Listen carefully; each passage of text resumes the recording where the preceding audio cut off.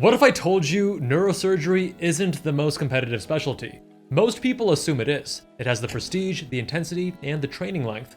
But when you actually look at the data across an entire decade, a very different picture emerges, and if you're making decisions based on the wrong assumptions, you could be positioning yourself incorrectly from the start. Today, we're ranking the most competitive medical specialties based on 10 years of data in the Decade Competitiveness Index, so you can see what's actually competitive, how specialties cluster into tiers, and where the real cutoffs are. Dr. Jubal, MedSchoolInsiders.com. We're not looking at a single metric, like match rate or USMLE Step 2 CK scores alone. Our Decade Competitiveness Index is a complete view of competitiveness based on weighted metrics across research output, research funding, AOA status, Step 2 CK scores, and match rates. When we examine over a decade of match data, specialties naturally group together, and we see clear clusters of competitiveness that we've identified and will reveal in this video. By looking at this much data, anomalies and one-off trends are eliminated, creating a full picture of how competitive each specialty truly is and has been over time. Based on official NRMP data visualized at specialtyrank.com, we compiled a composite score averaging the yearly scoring of each specialty with a theoretical minimum of 0 and a theoretical maximum of 100. In practice, specialties range between 11 and 91. The data revealed clusters of specialties that hover around the same levels of competitiveness. There are 6 distinct tiers within the Decade Competitiveness Index: least competitive, less competitive, average competitive, moderately competitive, highly competitive, and hyper competitive. Let's start at the bottom of the list and work our way up to the 2 most hyper competitive specialties that stand out from all the rest. 5 specialties fall into the least competitive tier. These fields, in general, have the highest match rates, lower Step 2 averages, and the lowest research expectations of any group. Every specialty in this tier scores below 30 competitiveness points. That doesn't mean they're easy careers, but matching into them is more accessible than any other tier. And keep in mind that for each of these specialties, we're looking at averages for any specialty. It's going to be harder to get into prestigious institutions like Stanford or Johns Hopkins, regardless of specialty type. At 11.2 points, family medicine is the least competitive specialty and the most stable position in the dataset. Every year, it's consistently at the bottom of the list due to near perfect match rates, the lowest average Step 2 score every year, and the lowest average research items of any specialty. Pediatrics has also held a consistent position at the bottom of the rankings for the full decade. It scores 17.9 points due to high match rates and regularly low Step 2 scores. Psychiatry also sits in the least competitive tier with a competitiveness score of 26.3. There is a significant jump between family medicine and pediatrics, and again between pediatrics and psychiatry. Physical medicine and rehabilitation, or PM&R, comes next with 26.5 points. At 27.8 points is emergency medicine. With less than a point separating psychiatry, PM&R, and EM, these differences are negligible. They all fall within the least competitive, but their precise order lacks statistical significance. What is notable is how EM's competitiveness has shifted over the years. In the early part of the decade, emergency medicine didn't even rank in the bottom 5.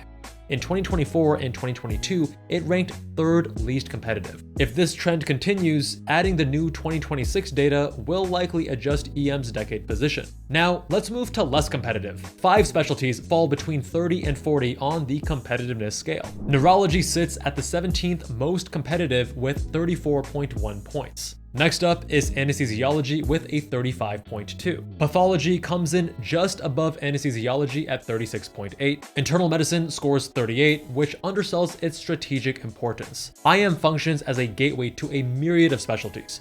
If you're aiming for a competitive IM subspecialty, like cardiology or gastroenterology, getting into a strong IM residency program is critical so that you have the research opportunities, resources, and connections to match into highly competitive fellowships. We covered all of the most popular internal medicine subspecialties in a previous video linked in the description. Last in the less competitive group is child neurology. It sits just under the cutoff at 39. The next tier is average competitive, the middle of the pack. 4 specialties exist here, scoring between 40 and 60 points. In the 12th spot is OB-GYN, coming in with 41.2 competitiveness points. Med-Peds scores 48.2. What's interesting for Med-Peds is that separately, both internal medicine and pediatrics rank much lower in competitiveness due to this dual track's higher average Step 2 CK scores and a significantly lower match rate. With a score of 51.8, diagnostic radiology beats MedPeds to secure its spot in the top 10 most competitive specialties of the past decade.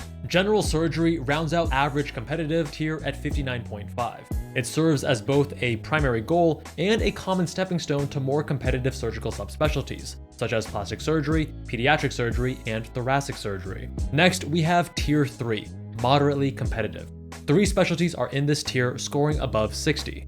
Research output becomes a key differentiator here, and it's a weakness that's difficult to offset with other metrics now that only Step 2 CK scores are graded. Radiation oncology scores 64.2. Its position has shifted significantly, falling from the 4th most competitive specialty to the 8th most over the course of the decade. But note that even in years when it's ranked lower in our competitiveness ranking, it consistently has a high average number of research items since it's a research-heavy career path. Vascular surgery comes in the 7th spot with 67.5 competitiveness points. Jumping over vascular surgery by over 4 points is interventional radiology with 71.7 points. By this point on the list, you might already be eyeing a few of these specialties. But here's the thing most pre-meds don't realize.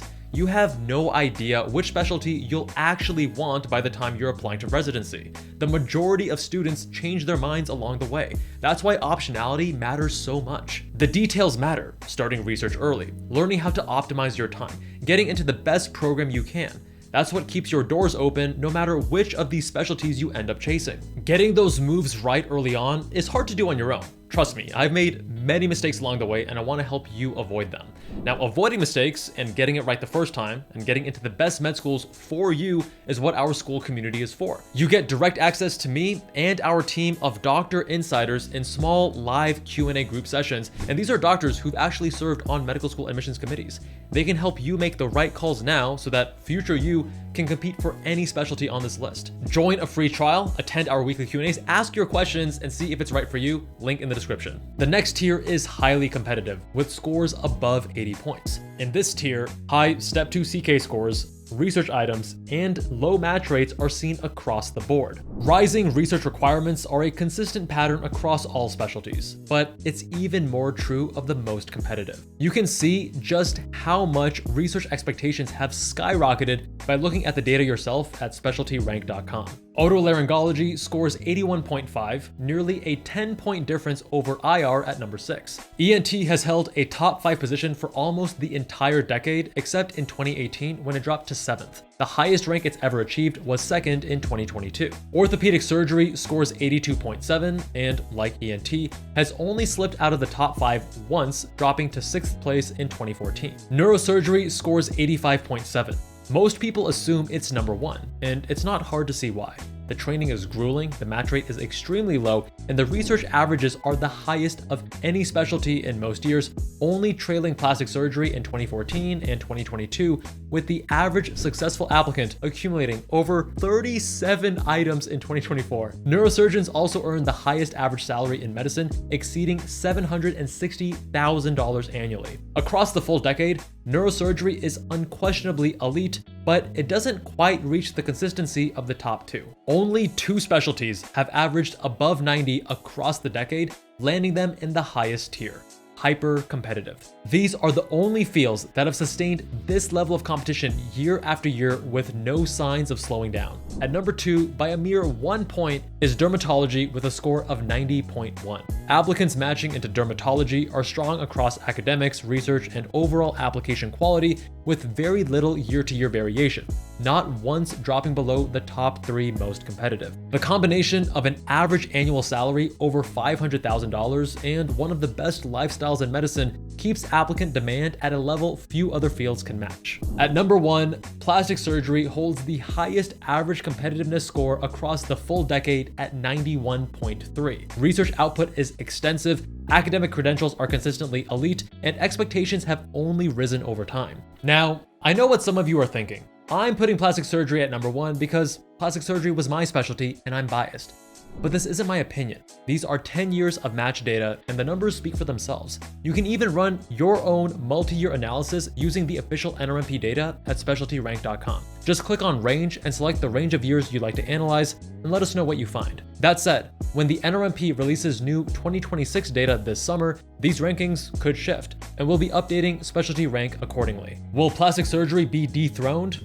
I'm as curious as you are to see what the data says. Now you know where every specialty actually stands. The next question is whether your application is built to compete at the level you're targeting. To dig into the full dataset and track how specialties shift across cycles, check out specialtyrank.com.